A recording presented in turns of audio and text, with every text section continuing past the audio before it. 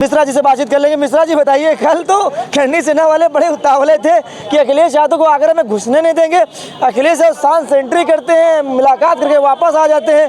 करनी सेना का एक सदस्य कहीं नहीं दिखाई दिया, कहाँ गायब हो गए सब? सबसे पहले तो मैं अखिलेश यादव जी को धन्यवाद देना चाहता हूं कि करीब एक हफ्ता 15 दिन से मैं कह रहा हूं कि अखिलेश यादव को सारे इतिहास के पन्नों को पुराने छोड़ करके भाजपा को मुद्दा देने के बजाय अपने विधायकों, अपने नेताओं को कहना चाहिए कि जनता के साथ लग जाए, जिसका उन्होंने कई बार कहा तो शायद मीडिया ने नहीं छापा। कल कानक्लेव में जो संवाद में उन्होंने कहा मीडिया कानक्लेव में, वो उस बात को स्वीकार किया। अखिलेश यादव ने हमारी बात को माना, इसलिए सबसे पहले मैं उसको इसके लिए धन्यवाद देता हूं, साधुवाद देता हूं। कल ही मैंने कहा था अखिलेश यादव जी को कि अगर वो कायर नहीं हैं तो अकेले दम पर जाएं, और उन्होंने किया, जिसकी वजह से करनी सेना उत्तर प्रदेश सरकार डर गई, और डर जाने के कारण ही आज उनको रोक नहीं पाई, वो मिलकर के चले आए और परिंदा भी चू नहीं कर सका। तो ये बहुत बड़ी बात है। आज उन्होंने अपनी ताकत का एहसास कराया और उन्हें अपने आप को महसूस किया कि मैं कायर नहीं हूँ कि सेना लेकर के जाऊँ, मैं किसी के सहारे जाऊँ, मैं स्वयं अकेले जाऊँगा। जो करके दिखाया उन्होंने, इस उनकी हैसियत को मैं बार बार सलाम करता हूँ और कहता हूँ आगे ऐसा ही अपने अधिकार। अच्छा मिश्रा जी, सवाल ये है कि करनी सेना वाले लोग लालजी सुमन के पहले घर पर तोड़फोड़ करते हैं, 10-90 आ जाते हैं, उसके बाद राजस्थान की धरती से आगरा पहुंच जाते हैं, लेकिन अखिलेश यादव के सामने नतमस्तक कैसे हो गए? नहीं, ऐसा कुछ नहीं है। जब अखिलेश यादव डर रहे थे तब वो डराने के लिए आए थे। अच्छा। लेकिन जब कल मैंने कहा और अखिलेश यादव गए तो वो करनी सेना वाले डर गए कि शेर के सामने 100 गीदड़ इकट्ठा आ जाए, 1000 गीदड़ इकट्ठा आ जाए, शेर को शिकार करने की सिखाना नहीं पड़ता है, और शेर उसके सामने हमेशा नतमस्तक, शेर के सामने गीदड़ हमेशा नतमस्तक रहते हैं। गीदड़ जहाँ होते हैं झुंड में रहते हैं, और जैसे शेर को देखते हैं तितर बितर हो जाते हैं। करनी सेना वही सेना है जो गद्दारों की सेना है। अच्छा मिश्रा जी, एक सवाल है, भाई साहब कह रहे थे कि अखिलेश यादव सैफई में सुरक्षित थे, अपने घर पर थे, वहाँ से वो घर गए थे लालजी सुमन के घर पर। तो अगर अखिलेश यादव अपने लखनऊ वाले आवास से जाते तो कितना बड़ा काफिला हो जाता समाजवादियों का उनके साथ? तो मैंने तो कल चैलेंज किया था ना कि अगर वो गद्दा कायर नहीं है तो अकेले जाएं। अच्छा। उन्होंने जाके दिखाया, हमारी बात को माना उन्होंने।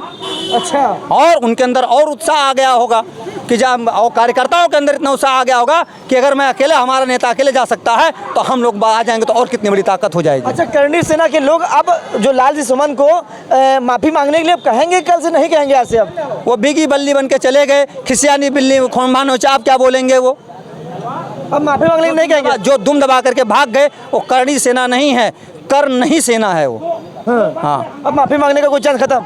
अब भाई का ना खिसियानी बिल्ली खम्बा नोचे, अच्छा, मुंह में काली पुत कहाँ जाएगा वो? आखिरी सवाल मिश्रा जी, काकोरी दंगल न्यूज के कैमरे पर क्या कुछ कहना चाहेंगे करनी सेना को लेकर कि करनी सेना के लोग अब मुकाबला करें कि पीछे हट जाए? क्या कुछ कहना चाहेंगे अपने शब्दों में दंगल न्यूज के कैमरे पर आप बता दीजिए। करनी सेना से मैं कहना चाहूंगा कि ये राजनीति के चक्कर में आप पुराने इतिहास को ढूंढने के बजाय अपने बाप दादाओं का इतिहास ढूंढिए, और जिसकी वजह बाप दादाओं मतलब 3 पीढ़ी 4 पीढ़ी पहले का आप ढूंढिए। जो चला गया आज के 200 साल पहले, 300 साल पहले, उसका कोई मतलब अब नहीं है। ज़्यादा से ज़्यादा 8 पीढ़ी होती है, 8वीं पीढ़ी के आपकी हमको लगता है 25वीं पीढ़ी हो गई होगी। तो अगर आप महाराणा प्रताप के खानदान के अपने आप को मानते हैं तो निश्चित तौर पर राणा सांगा के खानदान को मानते हैं तो आप उन गरीबों के साथ आइए जिनका न्याय समाज में नहीं होता है, उनके साथ न्याय कराने की कोशिश करिए। सरकार के विरुद्ध करिए, आप अधिकारियों के विरुद्ध करिए, आप तन मन धन से लग जाइए। दूसरी बात मैं ये कहना चाहता हूँ करनी सेना से कि अब आपको राणा सांगा को ढूंढने की ज़रूरत नहीं है। हमको लगता है करनी सेना एक नकली सेना है। हमको तो ये पता चला है, मैं तमाम बंजारा प्रजाति से मिला, उन लोगों ने कहा कि हमारे आराध्य, हमारे वंशज महाराणा प्रताप और राणा सांगा थे। महाराणा प्रताप घास की रोटी जंगल में छिप करके खाया करते थे, उन्होंने लड़ाई लड़ी है। हम लोगों ने कसम खाई है, जब तक हमारे खानदान में दूसरा महाराणा प्रताप, महाराणा सांगा पैदा नहीं होता तब तक हम खाना बदोश की ज़िंदगी जिएंगे। हम जिंदगी कोई घर नहीं बनाएंगे और ऐसे ही जीवन जीते रहेंगे। तो असली करनी सेना नहीं, असली करनी सेना बंजारा से है, ना कि ये तथाकथित नकली छत्री। ठीक है, बहुत बहुत शुक्रिया। सेना वाले लोग कह रहे थे अखिलेश यादव को आगरा में घुसने नहीं दे रहे, आप लोग कल जो कह रहे थे वही हुआ। आप लोग कह रहे थे कि अखिलेश यादव जाएंगे, कोई नहीं रोक पाएगा, वही हुआ, साबित हुआ। कैसे सब हो गया? ऐसा है, मैंने कल भी आपके चैनल पर मैंने कल भी कहा था कि अखिलेश यादव आम आदमी नहीं, हिंदुस्तान के भविष्य।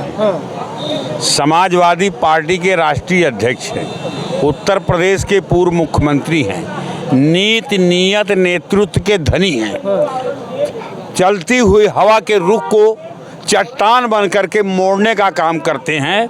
जैसे अयोध्या में श्री रामचंद्र जी की मंदिर का बनी, उस समय ये लग रहा था और ये नारा दे रहे थे कि हम 400 पार जीतेंगे, और ये लग रहा था कि सही वो जीतेंगे, मगर अखिलेश यादव ने कहा कि हम आपको सरकार बनाने लायक नहीं छोड़ेंगे। वो बहते हुए रुख को स्तंभ के रूप में खड़े हो गए, हवा को रुख के मोड़ दिया और उनको 240 सीट पर समेट दिया।